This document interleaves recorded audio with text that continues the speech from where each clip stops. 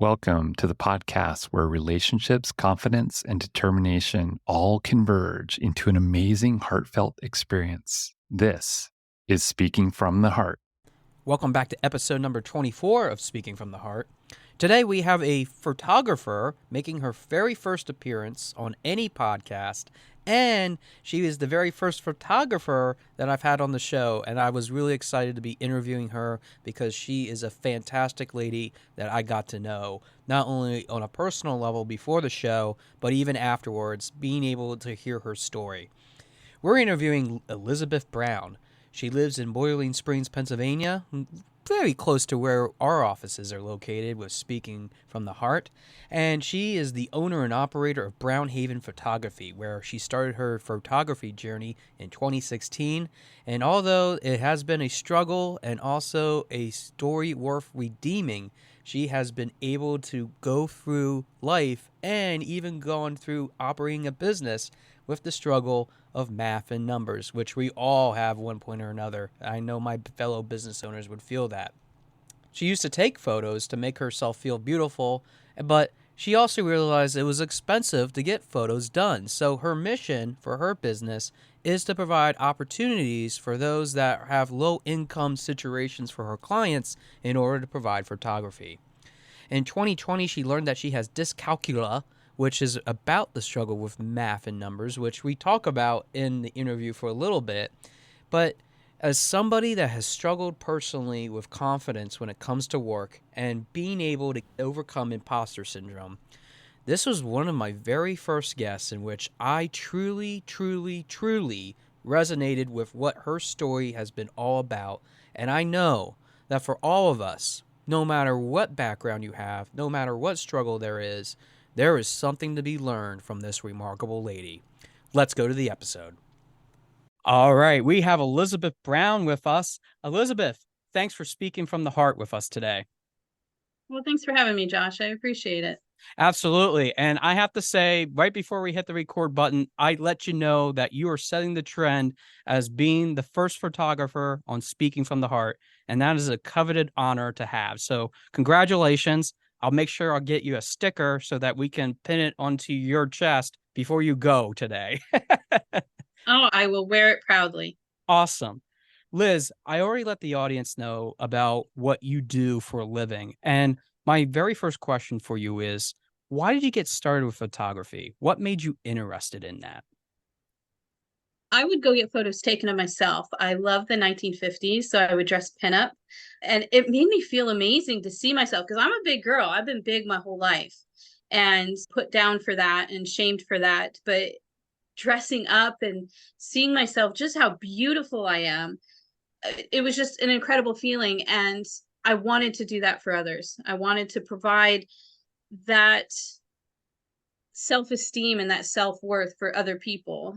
And also it's very expensive, so there's families and people in general, there's a lot out there that can't afford to do that for themselves, and that's what really pushed me into learning how to do this. I wanted to provide affordable photography that would make people feel amazing about themselves.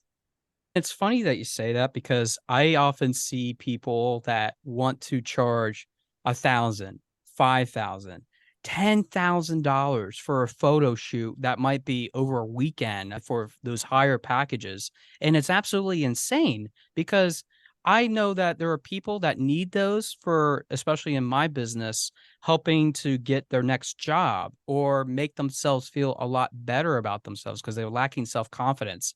I'm curious, even with those sort of things in mind, why do you do it for a discounted rate? I mean, does that make you feel that it might be hard for you to do that business that you're doing with photography? In other words, why do you help people with giving them value that way? I do it because I enjoy the art of it. I have found my passion and finally something that I'm pretty good at. I don't consider myself top-notch photographer. There's so much that I don't know how to do, and I know that others are going to be better at it than I am. But I do this because I enjoy it. I want to do it, and I love being able to do this for people. And for me, it's not about the money. It's providing a service that somebody who couldn't afford it could finally afford it.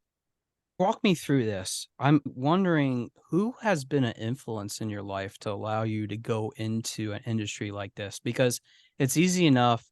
And I have to say, for my business, I know I get this all the time. Well, anybody can be a life coach, anybody can be a coach, period. What makes you different? And I have to explain to them that, yeah, there are the good coaches, there are the really bad coaches that don't inspire you, but there's also the extremely stay away from these people because they will not help you whatsoever. They will only take your money.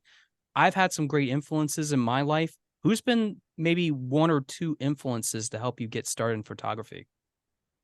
My high school art teacher, Mr. Worthing, he was absolutely phenomenal. He always saw through my darkness and saw that spark still inside of me through my depression in high school. It got to the point where I was actually in a psych ward for 2 weeks. And when I came out, he was like, "You know what I love about you, Liz? I love that life knocks you down, but you still get up and you dust yourself off." He was always there for me no matter what. When I graduated in 97, I gave him a Father's Day card and I thanked him for everything that he had done for me. For 24 years, I sent that man a Father's Day card until last year because he passed away in October of 2021. So then I couldn't send him a Father's Day card anymore. But I started doing mini sessions right before Father's Day. I give 15 minutes and it's free from 10 a.m. to 2 p.m. People can sign up and I gift them family photos. And I do this in honor of him because for 30 years he gave back to his students. And I wanted to continue that memory and honor him for that. He was like one of the biggest things that just kept me going in life. And as far as like finding the photography, some of the gals in the pinup community, they were just like, "Liz, you're beautiful as you are. It doesn't matter your size. It doesn't matter what you look like. You are worth who you are. You're not defined by your body size." And so that was another thing. I started hearing that and it started sinking in. I'm not defined by my size. I'm a beautiful person inside and out. And that pushed me to want to do this for other people. You mentioned that you struggled with depression. Without not getting too much into the weeds, or if you feel comfortable about it, I have been very open with many of my guests and even myself about the struggles of depression. And I'm just curious, has that been a motivating factor for you to get out of that situation of feeling like you have no hope, or maybe have that feeling of not being able to go forward? Because depression, for my audience, can have different types of stages and can also be of different severity. And I know that I've been through that myself, but I'm wondering for you, Liz, if there's something that you had experience that maybe had led you into that feeling. Can you share that with us?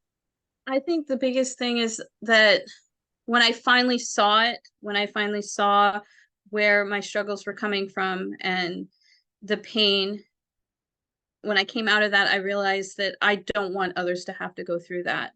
And that was another push for my photography to show people that they're amazing and they're incredible and they're beautiful just how they are, regardless of what society standards are. I think my photography, I've found my happiness in that. It keeps me going. I mean, I'm off my medication and everything, I think for about 4 or 5 years now. And I definitely see the difference. And it's photography has probably saved me. Wow.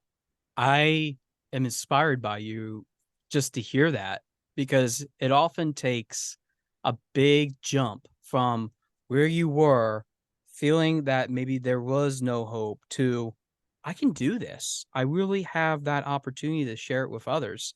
And I'm hoping in an episode after this that I will be able to share with the audience about something that I did while I was under observation at a mental institution for 72 hours that forever changed my perspective about what the world looks like. But getting back to you, since this is helping you with photography, I wonder if you could walk through with us how you make a client feel beautiful when you do a photo shoot with them. Can you give us kind of an idea of what your practice is and how you do that? Because I never have heard of anybody doing something like this. And it's fascinating to me because it is important for us to see our inner beauty. And I talk about that quite a lot with some of my own clients. But I'm wondering, how do you do that? How do you add your own little taste of inspiration to this process? Well, as I said, I'm a big girl. So when I look through that lens, I'm looking at the person as if it was me there. Would I like that position? Would I feel happy with that capture of myself? If not, I'm usually, no, let's have you just lift this just a little bit, turn this way a little bit. I never make judgment. I never say, oh, we've got that showing. I'm always adjusting and moving people to where if I would feel comfortable that way, then I know that they would be comfortable that way. So it's usually that, and then just cracking jokes. I'm like, listen, if you're gonna fall, I'm just gonna put it on sport mode and I'm gonna catch it as you go down, and we're gonna laugh at you. Just stuff like that. So usually cracking the ice and just making them feel like, I'm a friend they've known for years. Do you sense that in working with those sort of people that it's often difficult for them to kind of loosen up? I know I kind of had to make you loosen up a little bit for this and make you laugh a couple times. And I know that for myself, I have to do that when I especially psyching myself up for doing an interview with somebody on my podcast or working with a client, getting them in the mindset of, you got this, you can get in charge. Do you do a little ritual for them or something of that nature? Because I think we all have our little quirks that we do when we work with our clients. Again, just chatting with them. I usually talk to them because I'm a mile back in the woods. So a lot of times they're coming to me and I will tell them about the property and like where the cabin used to be, why I have the tub and where it came from, and the hunting club. And usually I'm bringing them into my universe, my home, and sharing all of the stories with them. Like my cat, Callie, my outdoor cat, she usually shows up. She'll end up in people's photos too. Callie's the best thing. She's my sidekick. It's usually just bringing them into my world and sharing, I guess, I don't know if you've ever heard the thing pebbles. But Yes. penguins like to share pebbles, and usually I'm just sharing all the pebbles. And I think that helps make them feel more comfortable and at ease. I love that you bring your cat into your photography. I think you and my mom would get along very well. She loves her cats as well. And I grew up on a farm for over 20 years before I moved out on my own. So being able to do something like that with even my mom's animals, I should say, would be amazing in itself. When you mentioned your sidekick, it made me think of this. Is there a sidekick in your life that really helps you when you're feeling maybe down about something that might be happening in your life, or maybe even some of the tough times that we have as small business owners? Because I know for me, I need that rock myself to help me carry forward. Can you mention, if you feel comfortable enough with it, the person and what they do for you? I have a couple of people. Obviously, my husband, he's a huge support, but sometimes not in the way that I need it. I have my friend Corinne. She is phenomenal. She's usually the one that's getting photos. I'll send her, I'm like, look at this, look at this. She's been instrumental in me learning my self-worth as well and learning my boundaries. And because I am an empathic person, so normally I'm like, yes, yes, give, give, give. And she's like, Liz, you have to give for yourself. You can't pour from an empty cup. I think Corinne, she's been amazing through this journey, and I absolutely love her.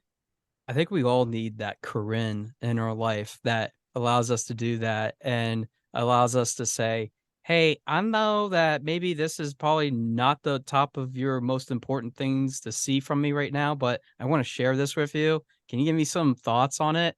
And I have a few people like that too, as I'm developing things as well. When you were getting started with this business, were you concerned about anything? Was there any fears, aspirations that maybe you had starting out? Maybe some things that you were concerned, but you weren't quite sure how to navigate through them. Could you just share any of those sort of experiences with us? And can you also describe how you went through them and how you got to the other side, if you have gotten to the other side? What I'm asking you to do is just be a little real with us right now and see where you're at, because I'm really curious as to where you personally stand right now. Yeah, I got my camera in 2016, my very first camera. And with the calculia, or however it's pronounced. I didn't know at the time that that's what I had, but I knew growing up I struggled with math and understanding the concepts of anything that has to do with math, which I know sounds like, oh, everybody struggles with math, but no, it's so much more than that. My aunt at 18, my aunt tried teaching me how to count back change so I could get a job as a cashier. It took her the better part of 6 months for my brain to comprehend that counting back change. And I'm 44 now, so I can do it, but sometimes I still mess up. Distance, and I have no rhythm. All of it is connected. And trying to learn the settings on the camera was so difficult. And I'm self taught. I've picked up a few things here and there from people, which has been really nice. But I struggled with the fear of, can I really do this? Is this something I'm able to do? And I would try to take pictures of people, and I felt like this isn't working. People are so hard to capture. Why isn't this working for me? But I was doing okay with like objects and nature and animals. I could do that.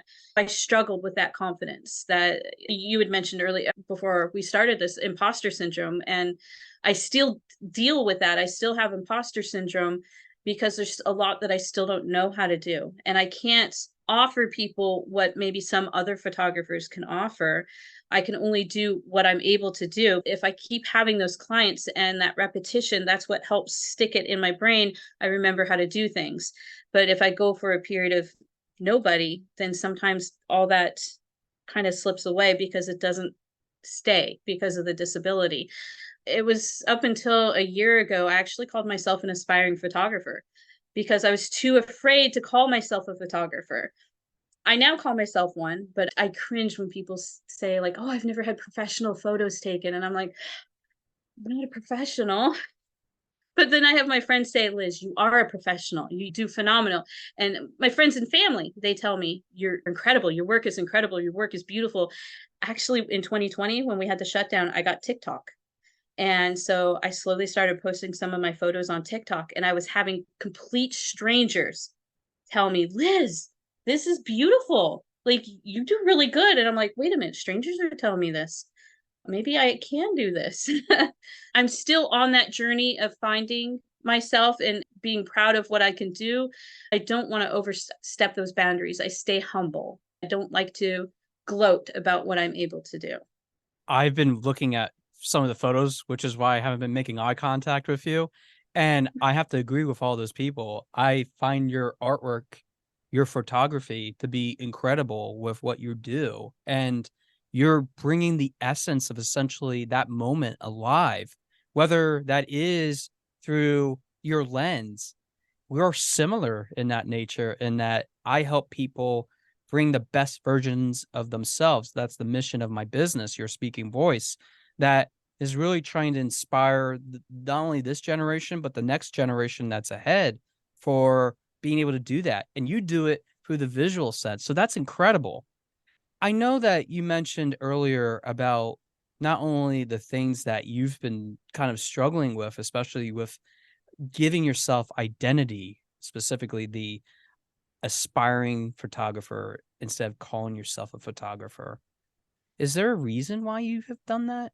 Is there a reason why you have kind of given yourself just that lower level for the longest period of time until recently? I know you kind of started to talk about it a little bit, but I was curious if you want to elaborate a little bit more.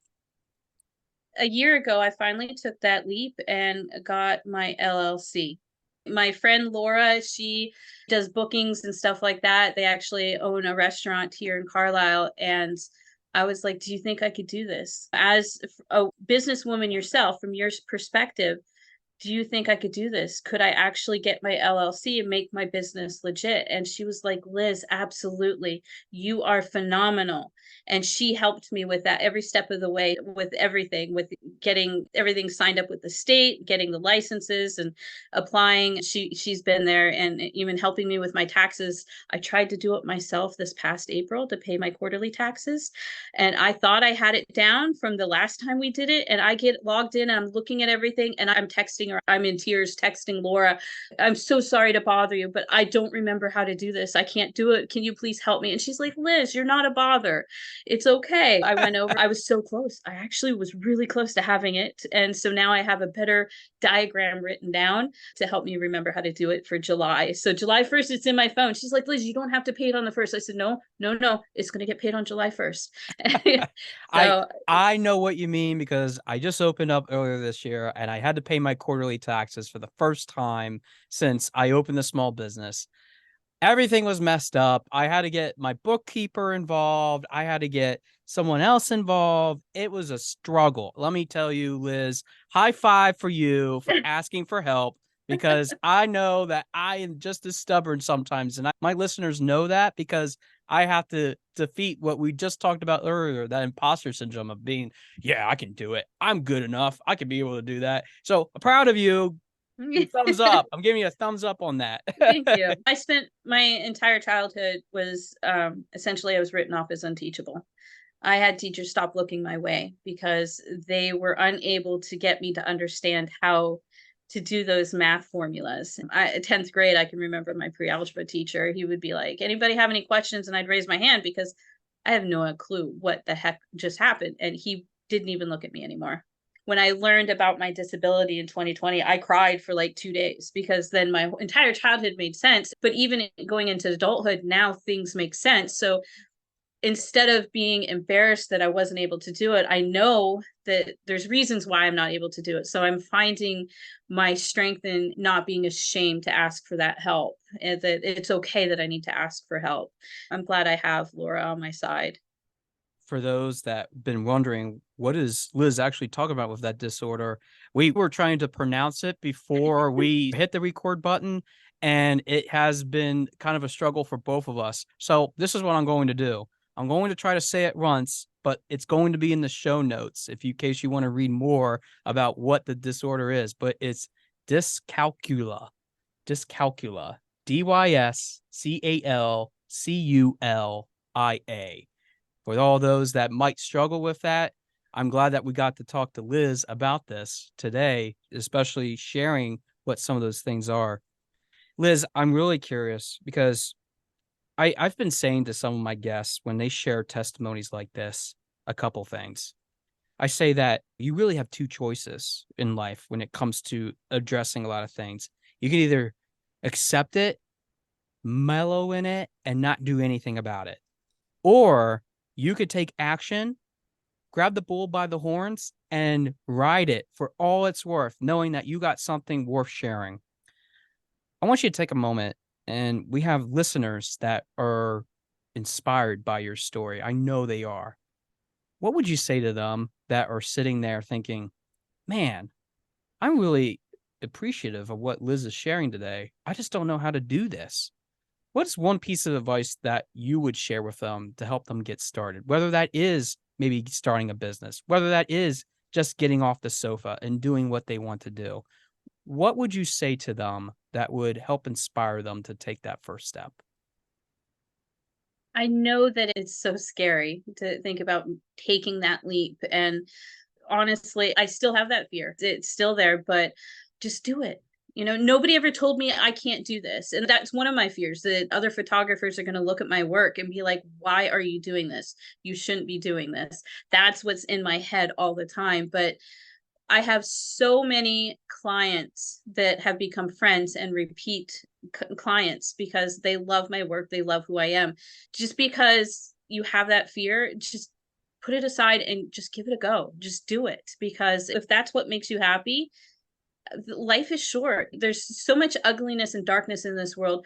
You deserve to be happy, and do it. Just go for it. Do it and just go for it. I love that. And a lot of people do struggle with that and just taking those first steps so that they feel a lot more comfortable about being able to move that barrier that they have erected in front of them, whether that is artificial, whether that is because of other people, whether it's because of us, because I know that we can be even our worst enemies. Liz, I'm wondering, and this will probably be my final question, because I want to give you a few minutes towards the end here to share what your business is, where you're located at, how people can get a hold of you, because I think it's really important, especially since you do some awesome work. Like I said, I was checking it out as you were talking today, and those photos are great things that people often need. With that said, I know that everybody thinks that photography is sometimes this overpriced concept. And we were just talking about this earlier with one of the questions I mentioned. So, for those people that are on the fence about photography and just how the industry has been, because there are just so many people that you could choose from, and there are just so many options as to what they do. There's all kinds of different types of photo shoots themselves. What would you say is important for you when someone talks to you about wanting a photo done? What would you say to them is maybe some of the most important characteristics that should be drawn out within a photo? In other words, what is the artistic quality that you try to get out of the photo with a client that you could share with us? Well, with my photography, I offer a wide range. Some photographers just focus on one type of, I guess, genre. You have maternity photos, you have baby photos, you have family photos, you have boudoir photos. There's these different areas, but for me, I've done a little bit of everything because again it goes back to being that affordable photographer for somebody. Maybe, there's a single mom who's pregnant and she can't afford a $300 photo session to get pictures of her baby belly. That's where I come in. I may not focus directly on one thing and get really good at it. I've opened that up so I can do a wide variety of things. When somebody first reaches out to me, it depends on what they're looking for. For example, I just did some senior photos, which was so much fun because it was my first ones to do. They were baseball players. Oh, wow. So the first one I did, he was the pitcher, but I'm guessing he also bats too because he did bring his bat. But we got to do photos with him and his ball, and so he was tossing it up in the air. I had him swinging the bat. He was wearing his jersey and whatnot. So it was really cool to capture who he is. Just to make And sure that my listeners fully understand, this is a senior wearing baseball attire doing a baseball shoot with you, right? yep, yeah, Wow, yeah. that is incredible. I think one of my favorite shots of his where he was wearing his cap too. So I had him lean his head down a little. So all you saw was his smile and he held the ball straight out in front of him. So the ball is in focus. He's kind of blurry in the background, but I was able to put 2023 on the ball to highlight that this is the year he's graduating. Another one said game over. So, fun Wow. stuff like that. And then his teammate, I guess, well, we were supposed to do his teammate as well, but mom wasn't able to get on the same day. And then as soon as she saw the other mom post the photo, I immediately got an email from this mom and she's like, I want to book you. And so this one, he's the catcher. We had his mask and I did a little message board that had his name and grad 2023. So he was squatted down like a catcher and he's holding a sign instead of a glove. It was just so much fun. The boys did great because boys are boys. Usually guys, they don't want to do photo shoots and whatnot. This is like, oh, my mom wants me to do this. I'm going to do it for her. I was one of those kids growing up, especially when I was going down the hallway to get my class photo, whether that was with everybody or getting the individual photos. The photographer comes in, sets up his little booth, and you're getting a shot. Some of my photos are like, what are you doing here? So I know exactly what you're talking about. Yeah. At the end, though, the boys, they were like, hey, thank you. That was a lot of fun. They enjoyed themselves because there was joking and banter and whatnot. The first one, he was 18, so he was able to sign his own contract. And I think he was pretty excited for that.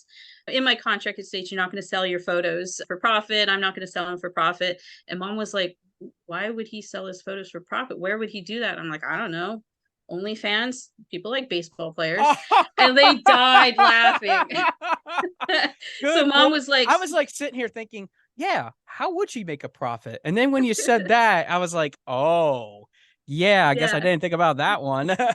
And when he was finishing up signing, mom was like, if you get an OnlyFans account, you owe her 50%. That is awesome. Liz, your eyes just shot open when you were talking about that. And I see that passion in you about your photography. So thanks for sharing that. Thanks for sharing what you have shared. How could people get in touch with you or reach out to you with your business if they're interested in checking out any of your photos or maybe even talking to you about getting a shoot done? this is your time. I'll give you a few minutes. Go ahead and share a little bit about how they can reach out to you in your business. Well, I actually just got a website built. Oh, I love that. I'm always Yes, all about businesses with their websites because I had mine too. I can't wait to go check out your website. Go ahead, share it for everybody. it is BrownHaven Photography LLC.com. And I'll put that in the show notes for those that want to access that afterwards. You can find me on Facebook. BrownHaven is one word. How I came up with that too is my last name's Brown, and we live a mile back in the woods, so it's my haven. So BrownHaven, that's how I got the name. I'm on Facebook, I'm on Instagram, I'm on TikTok, mainly on Facebook because the other two are a little harder to figure out. I have the website, you can go there. There's different little sample pictures, and then one's for seniors, one's for family, one's for maternity. There's my milk baths. If anybody has ever wanted to get into a milk bath, mine is out in the woods. I fill it with creek water, and it is such an amazing feeling to do. I've actually done it myself. I had a friend take the photos because I figured if I'm going to ask people to do this, I need to be able to do it myself. And so being a bigger girl, I can show them I'm 270. Yeah, I'm going to put my weight out there. I am 270. So if I can get in this tub and look that good, you can too. Wow. You make me think that it's not just about what you look like physically, Liz. It's about what you could potentially be in the inside. That's what's beautiful. And I love what your message is today, which I wrote down as it doesn't matter who you are. It doesn't matter what those struggles can be that hold you back. It's just about being able to take the wording of whatever is holding you back, whether you're assistant or aspiring, you are what you want to be. And I heard that loud and clear. And even at the end, just you sharing that experience with the seniors makes me feel comfortable in knowing that you are an authentic person. And Liz, I want to thank you for sharing your heart with us today and being part of this show. It was fantastic to interview and meet you. Thank you. Thank you so much for having me here and let me share my story. And hopefully I can inspire at least one person out there to, you can do this. Just do it. You've got this.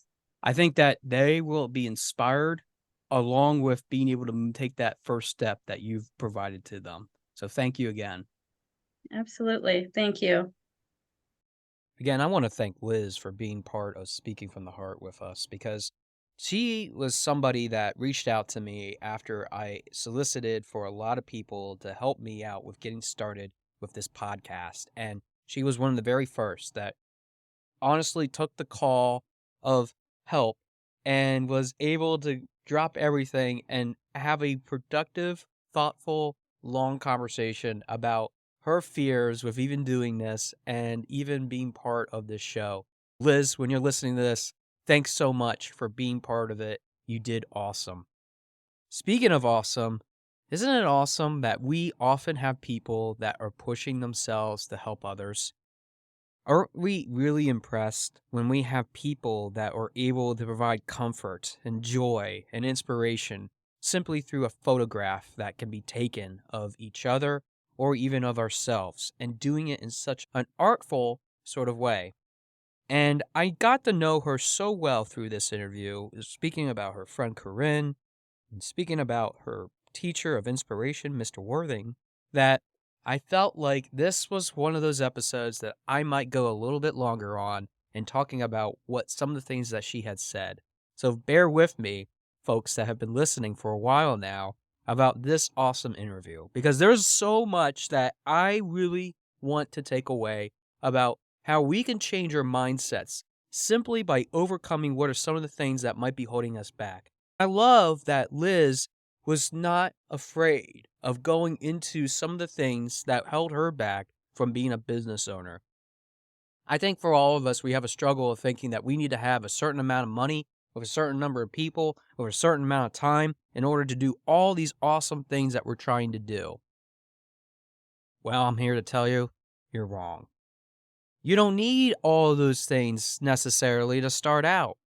These are the things that often a desire or inspiration starts from, and having that inspiration, no matter where that comes from and where that time frame is really important for all of us to keep carrying forward, to not lose hope when things typically happen when we least expect it. And I think for Liz, I know that she did not want to feel like she was put in this situation.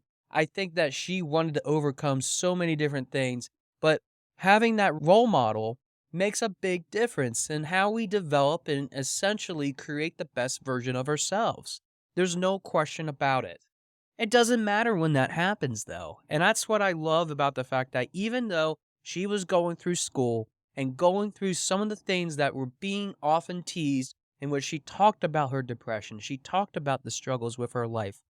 One of the things that really stood out for me is that somebody beyond it all looked at her and said, "You are worth it." And that's all it takes, is somebody to say something of that nature. And being able to feel like you are worth $1,000,000, no matter what stage of what you're feeling, whether you are struggling, whether you are having problems trying to just push yourself forward. It's about keeping the commitment and never losing hope. And Liz's story is profoundly all about that, even with the things that she has questioned about her level of photography, changing her title of aspiring photographer to a photographer, finding that hope through her friend Corinne, being able to bounce those ideas and share in the excitement of what this is all about, working through that fear and gaining confidence is what this is all about when we're trying to move it to the next stage. Now, for all of you, we know that we have heard this over and over and over again about all kinds of different ways in which you can build that confidence. And it's true. All of it has been true. And if this story doesn't resonate with you, I don't know what else might. But I have some thoughts that maybe might resonate with you. When you look away and you think that what's involved with something is too much, that you have to turn your head or you turn your cheek the other way, I know that it can be very difficult to then turn it back around if you really feel like you have something you want to share, something that you really want to pursue. We all have gifts, and whether we believe in those gifts or not is usually based on what some of the things that we go through are often overcoming those obstacles and seeing what we are truly worth at the end of the day. Being able to see that happiness in ourselves, being able to see that we do add value to those individuals in our lives, whether that is through photography or whether that is just sitting down and playing some music, whether that is listening to a podcast, which I hope is speaking from the heart. But I know that for all of us, we all have different tastes. That is why there is variety. Variety dictates so many opportunities for us to not only be expressive, but to also be able to create options for us that instead of thinking that we always have to stick with the same thing because we always going to have the same product over and over again, that is what is reserved for other people to do. In other words, sometimes having those options allow us to create the fantasies and the inspirations for the opportunities that lie ahead. We're not McDonald's. We're not Burger King or Wendy's.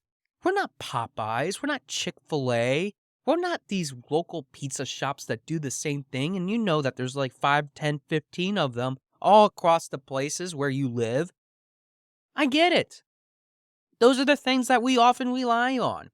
Those are the things that often we find comfort in, and that's what they're selling, is comfort, to add to the fact that we can have something fast, convenient, something comfortable.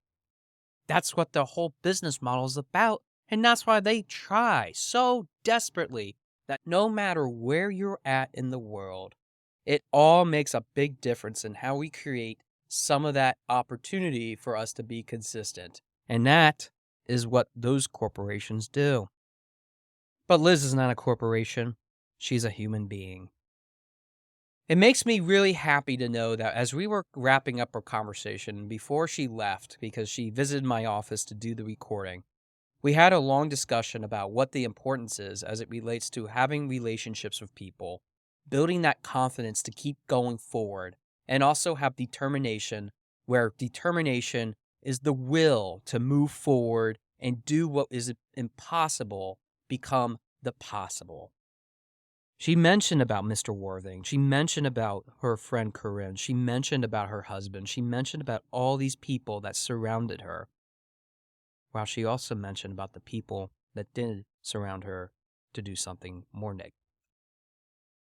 I know all of us have that feeling. We often lose energy. We often feel like we are worth nothing.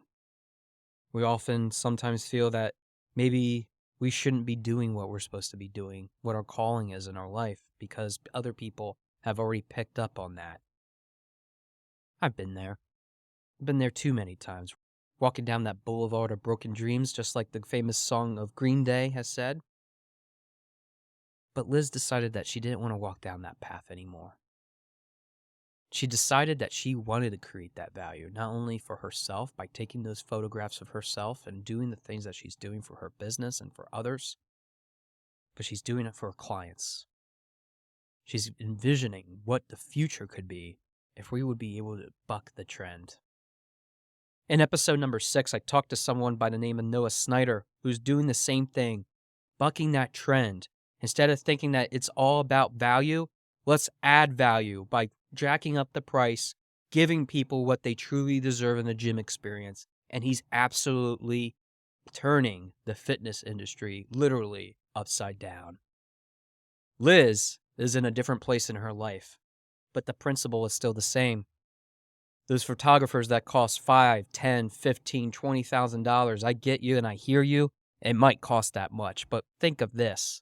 Think of somebody like Liz who's taking that vision, that journey of turning it upside down and saying, no, I want people to feel that they are content and happy, and I know that they are not financially there.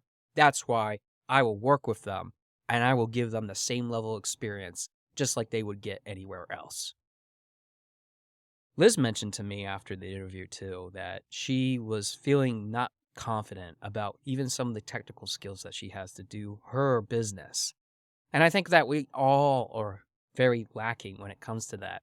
And it reminded me of when I started my journey of becoming a small business owner, about the things that I was unsure about, the things that I knew that I would need to seek help with, and maybe even pay other people to do. But that's the purpose. You find the people that you know are going to help you and surround you and make you feel like you're $1 million, while at the same time, you add $10 million to their wallets by doing the things that you love, you enjoy, you spend time with, and that you want to make the best version of yourself come alive. That is the reason why we do this. This is the why of how we can create your speaking voice into a wide variety of opportunity for you. That is what your gift is. Don't ever sacrifice that gift. Don't ever let anybody say that you're not worthy. Don't let anyone ever say that you can't do this. Don't let anyone ever say that you deserve to be stuck in that rut that you are in. Because let's be honest, you're never allowing yourself to be put in that rut ever again. It's all about seeing what is truly inside of you, what's inside your heart, and seeing that there are people that genuinely care. A friend of mine puts it this way: you form your tribe, the tribe of people that you know are going to help you, thick and thin, of helping you throughout the variety of different things that are happening in your life. And you know that you can lean on them, and they will also lean on you because you are part of that tribe. I don't know who your tribe is, but sometimes it's all about seeing and realizing what those goals can ultimately be to create the best version of who you can potentially become. And nothing is ever off the table. Don't ever let yourself be sold short, because wherever that profession is, whether that is a photographer, whether that is an artist, whether that is somebody that is a journalist, whether that is somebody that is a business owner, regardless of what it is, knock that aspiring part of it off. You have what it takes. I believe in you. My other friends believe in you. My other listeners believe in you. Because I know that in your heart, it will speak the truth, just like Liz does now through her photography. And you are definitely the Mr. Worthing or the Corinne that we all need in order to become the best version of what we truly can become.